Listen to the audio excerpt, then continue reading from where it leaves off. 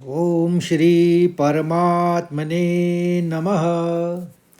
जय श्री कृष्ण मित्रों, आज हम इस यात्रा के 68वें दिन में प्रवेश कर रहे हैं।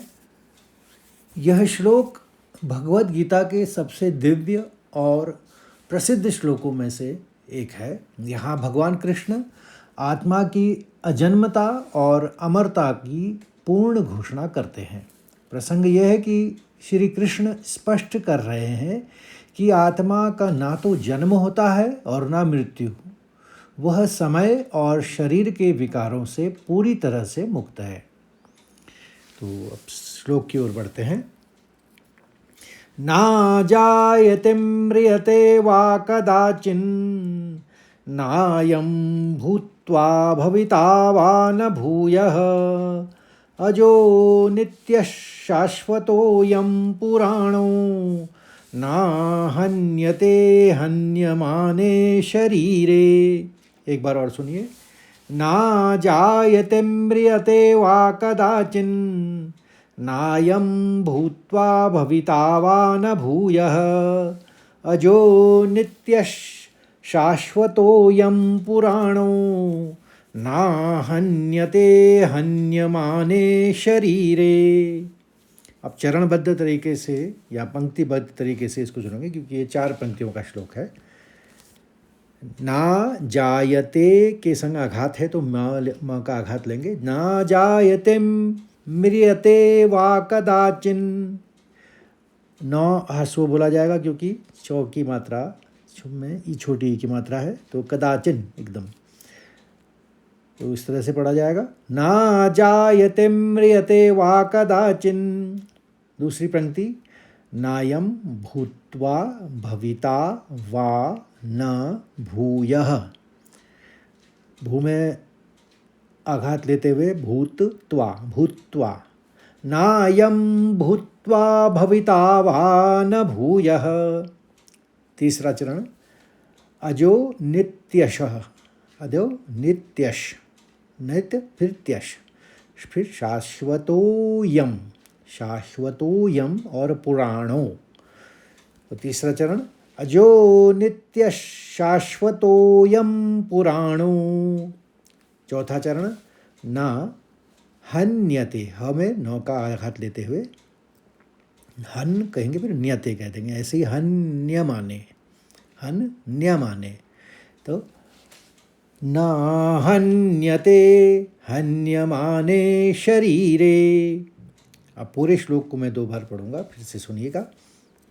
ना जायते म्रियते वा कदाचिन् नायं भूत्वा भविता वा न भूयः अजो नित्यः शाश्वतोऽयं पुराणो ना हन्यते हन्यमाने शरीरे।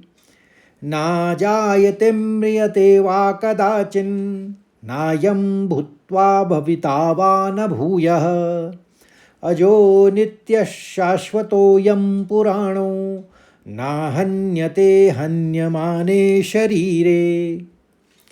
अब इसके शब्दार्थ और भावार्थ को भी समझते हैं।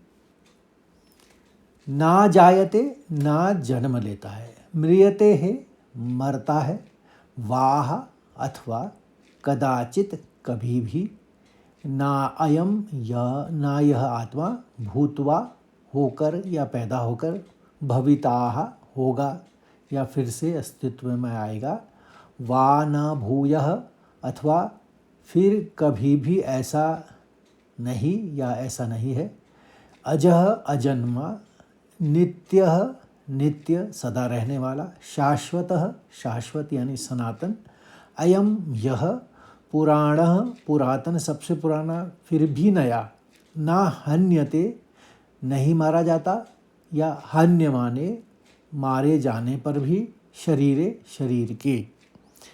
सरल अर्थ यह है कि यह आत्मा किसी भी काल में ना तो जन्म लेता है और ना मरता ही है, और ना ही यह ऐसा है कि यह होकर फिर ना होने वाला है, यानी यह सदा से ही है।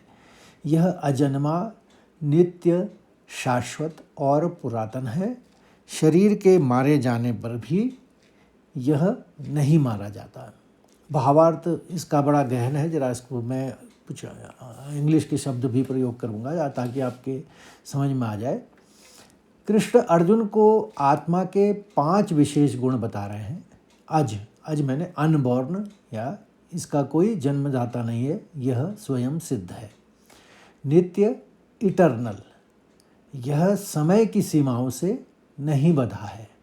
शाश्वत, एवरलास्टिंग, यह कभी भी समाप्त नहीं होता है। पुराण, एंशंट, यह सबसे पुराना है, फिर भी इसमें कोई बुढ़ापा नहीं आता, यह हमेशा नया ही रहता है।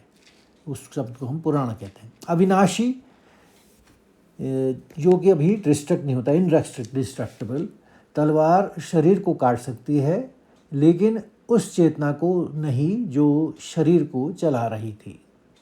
सरल शब्दों में अर्जुन को कह रहे हैं कृष्ण कि जिसे भीष्म कह रहे हो तुम, वह शरीर नहीं है, वह अविनाशी चेतना है जिसे कोई छू भी नहीं सकता।